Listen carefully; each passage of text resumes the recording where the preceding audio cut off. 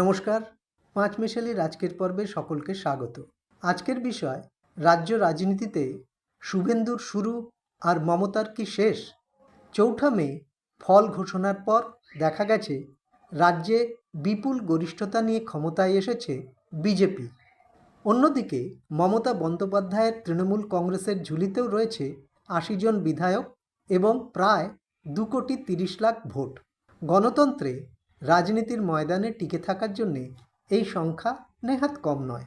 প্রশ্ন হলো, এই অবস্থা থেকে মমতা বন্দ্যোপাধ্যায় ঘুরে দাঁড়াতে পারবেন, নাকি একসময় তাঁরই ছত্রছায়া বেড়ে ওঠা শুভেন্দু অধিকারীর নেতৃত্বে বিজেপি আগামী দিনে পশ্চিমবঙ্গে আরও জাঁকিয়ে বসবে?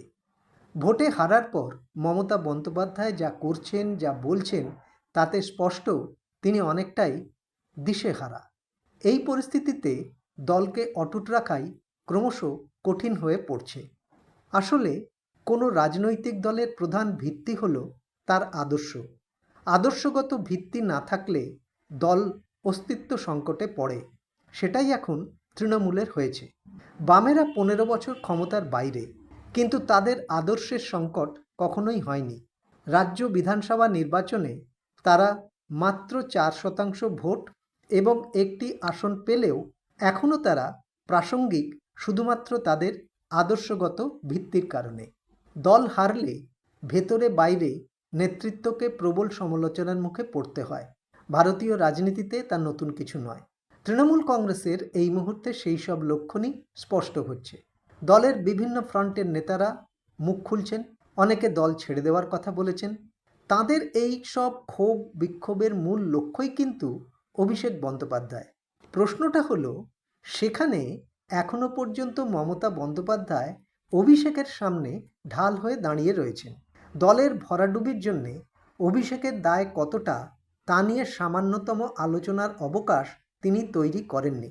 উল্টে ভোট মরশুমে অভিষেকের কাজের জন্যে সবাইকে বাধ্য করেছেন তাকে অভিনন্দন জানাতে। এই অভিনন্দনের উল্টো ছবি আবার বিধানসভাতে দেখা গেছে। সেখানে দেখা গেছে বিধায়করা শপথ নেওয়ার পর শুভেন্দু অধিকারীকে শুভেচ্ছা জানাচ্ছেন। অনেকেই তাকে সৌজন্য বলে জানিয়েছেন। একে একদিকে সত্যি সত্যিই যেমন সৌজন্য বলা যায়, তেমন এটাও বলা যায় শুভেন্দুর দল ছাড়াটা এই বিধায়করা কোনোদিনই মেনে নিতে পারেননি। মুখে না বলে দলের সুপ্রিমো মমতা বন্দ্যোপাধ্যায়ের কাছে সেই বার্তাই তারা হয়তো দিতে চেয়েছেন এই সৌজন্য সাক্ষাতের মাধ্যমে। এর ফল কিন্তু সুদূরপ্রসারী হতে পারে। বিজেপির রাজ্য সভাপতি শ্রমিক ভট্টাচার্য যতই বলুন তৃণমূলের কাউকে দলে নেবেন না, বাস্তবে তেমনটা না ঘটার সম্ভাবনাই বেশি। বিজেপি ক্ষমতায় এলেও তারা ভালো করেই জানে রাজ্যে তৃণমূল স্তরে তাদের সংগঠন কতটা দুর্বল। সামনেই অর্থাৎ ২০২৭ সালে পুরসভা নির্বাচন, তারপরেই রয়েছে পঞ্চায়েত নির্বাচন। এই দুই নির্বাচনে দলকে জিতিয়ে আনাই এখন তাদের সামনে বড় চ্যালেঞ্জ। সেই চ্যালেঞ্জে জিততে গেলে বিজেপির দিকে পা বাড়িয়ে থাকা তৃণমূলী বিধায়ক থেকে শুরু করে জেলা এবং পঞ্চায়েত স্তরের নেতাদের দলে নেওয়া ছাড়া আর কোনো বিকল্প তাদের নেই। শুধু বিজেপিতে চলে যাওয়াই নয়, তৃণমূলের জয়ী বিধায়কদের একটা বড় অংশ যেহেতু সংখ্যালঘু, তাই তাদের কাছে দল ছাড়ার জন্যে কংগ্রেসের দরজা খোলা রয়েছে। এই পরিস্থিতিতে দলকে অটুট রাখতে গেলে যে বিচক্ষণ পদক্ষেপ করতে হয়, এখনো পর্যন্ত মমতা বন্দ্যোপাধ্যায় তা দেখাতে পারেননি। উল্টে হাইকোর্টে নিজে সওয়াল করার মতো গিমিকের রাজনীতিতে ভরসা করেছেন তিনি। হাইকোর্টে দাঁড়িয়ে সওয়াল করে কর্মীদের কাছে তিনি যে বার্তা দিতে চান, তা কতদূর তাদের চাঙ্গা করবে তা নিয়ে যথেষ্ট সন্দেহ রয়েছে। দলের অধিকাংশ নেতানেত্রীদের মধ্যে অভিষেক বিরোধী যে মনোভাব তৈরি হয়েছে, তা প্রশমনের কোনো উদ্যোগ মমতা বন্দ্যোপাধ্যায় এখনো পর্যন্ত নেননি। ফলে নেত্রীর নিরপেক্ষতা নিয়েই এখন দলে প্রশ্ন উঠতে শুরু করেছে। মমতার সাধের টেলিউড ফল প্রকাশের পর ভেঙে ছত্রাক খান। কেউ রাজনীতি থেকে বিদায় ঘোষণা করেছেন, কেউ বিদেশে ছুটি কাটাচ্ছেন, আবার কেউ কেউ দলের বিরুদ্ধে ক্ষোভ উগরে দিচ্ছেন। ভোটে হেরে গেলেও লড়াই করার মতো গণতান্ত্রিক রসদ কিন্তু মমতার কাছে আছে।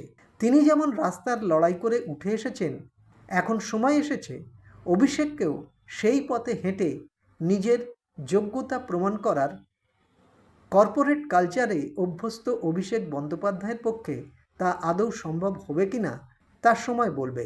তবে দলকে বাঁচানো এবং বাংলার রাজনীতিতে নিজেকে প্রাসঙ্গিক রাখার আরও একটি বিকল্প কিন্তু মমতার সামনে রয়েছে। তার ইঙ্গিত আসতে শুরু করেছে।